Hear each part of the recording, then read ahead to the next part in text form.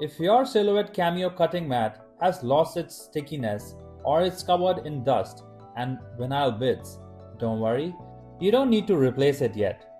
In this video, I'll show you how to clean your silhouette cameo mat safely and correctly so it sticks better and lasts longer.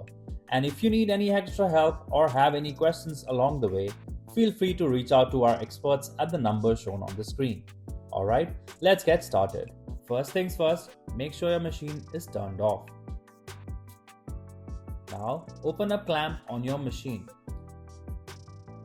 Take your new blade and insert it into the clamp. Finally, close the clamp back and you're all done. Thanks for watching.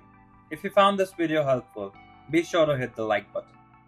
For more easy to follow tutorials, don't forget to subscribe our channel.